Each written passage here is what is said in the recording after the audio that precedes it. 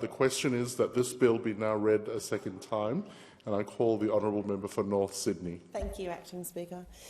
In May 2022, communities across Australia, including my own in North Sydney, sent a clear message to this place of national government.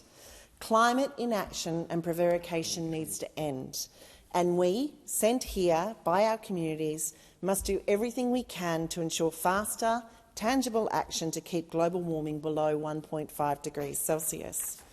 This is not to say we should act irresponsibly, but rather we must embrace all of the skills and thinking present in this place and across our wider community to develop smart ways we can not only take stock of where we are, but can then also enact a transition plan which will ultimately transform not only our economy, but more broadly our place in the world.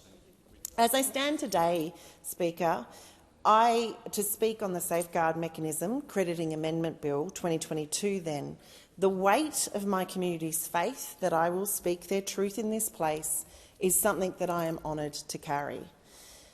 I need to be clear. In its current form, the Safeguard Mechanism Bill does not meet my community's expectations. It is not bold enough. It is not ambitious enough. And ultimately, it is much less than this government could do, given that more than any other government in the past 100 years, this government has been given a clear mandate to move our country forward in a nature-positive fashion. While this legislation is not perfect, it does provide us with the scaffolding for a more effective framework to drive productive change at an industrial level.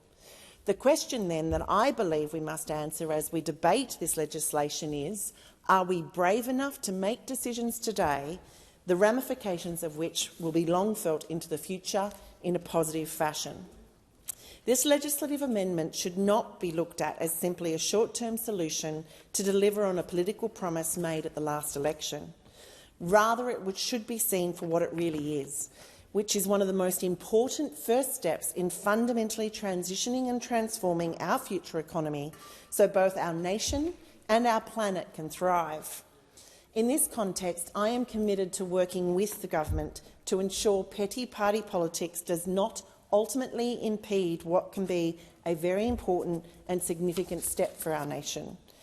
Just this past week, the latest Australian Productivity Commission report specifically called out the hodgepodge of narrow and sometimes inconsistent federal, state and territory abatement measures that impose unnecessarily high cost on the community while delivering ineffective abatement.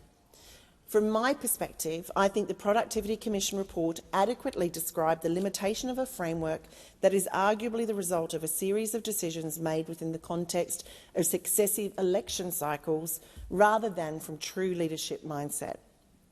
Describing the decarbonisation of the economy in the next 3 decades as a huge transformation, the Commission warned that the difference between doing it efficiently and doing it poorly will be a major determinant of the living standards of all Australians. Indeed, the report said the economic costs of this approach are increasingly apparent, laying bare the reality that decisions to avoid technology-neutral, economy-wide abatement mechanisms— No, that's fine, Member for Sydney. It being 7:30.